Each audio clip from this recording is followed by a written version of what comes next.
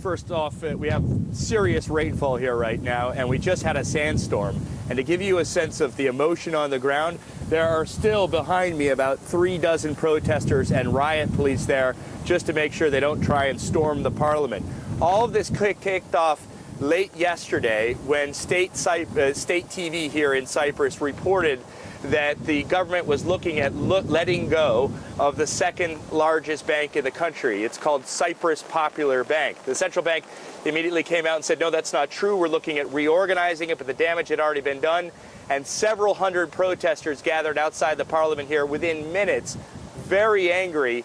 Many of these people, workers of the bank. I have to say, Eric, I've seen a lot of extraordinary things in my life, but I have never seen bankers clash with riot police. Absolutely extraordinary events. Now, just a few minutes ago, we had an opportunity to catch up with the CEO of Cyprus Popular Bank. He explained to me that effectively all deposits in the bank of over 100,000 euros will go into a bad bank. How much will the depositors get in return? Well, he said, you know, at best he thinks maybe 40–50% of what they had in the bank. He was also asked whether he thought on Tuesday, when the banks are expected to reopen, if there might be a run on the banks, and he said he thinks so. I believe so. I mean, there's already queues at the ATMs of like eBank. I'm sure on Tuesday there will be queues at every bank. Ryan, I'm listening to what you're telling us, and it all sounds kind of apocalyptic in a way, maybe even biblical if you factor in the sandstorm followed by this incredible rainstorm that you're standing in. Tell me a bit about how the Cypriots are reacting to all of this. I mean, you showed us the riot footage. Clearly, that's quite dramatic. But what about everybody else? Right. Yeah, you know, obviously, the bankers are concerned, but the depositors are very concerned as well. So over the last week, we've seen a lot of people lining up at cash machines, in many cases simply to get the money they need to get, you know, from day to day, because the only way to get money right now in Cyprus is from the cash machines. But over the last 24 hours, when the rumors began that something might happen with Cyprus Popular Bank, people started to line up because they were concerned that they may not be able to get money out of the bank when the bank reopens. So if in the days before there were 7, 10 people in lines, for the last 24 hours we've seen 24, 30 people.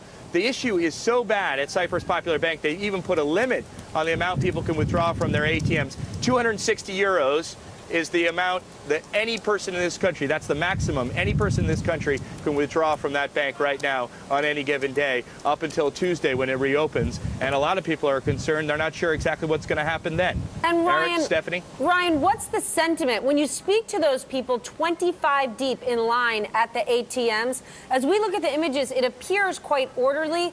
But what is the essence? How are they feeling? What are they saying to you? You know, when we look at the gas stations and they're only taking cash or don't even have gas left, one would think there'd be a feeling of panic.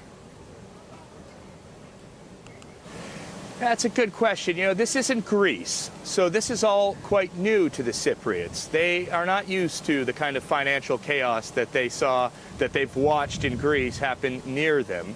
And I think that this has caught a lot of them by surprise. So they're taking it in stride, but they are trying to get their money out. They are going to the cash machines. They are very, very anxious. And as you know, every day passes with the banks closed. It's been a week now, and they've still got 4 days to go, and that's the best case scenario.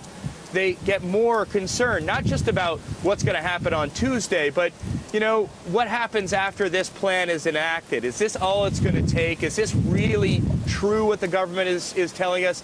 And there's also a real sense of anger and disappointment at the European Union. These people feel like they are European. They just joined the European Union, and they feel that the European Union is not treating them fairly, is not treating them like one of their own.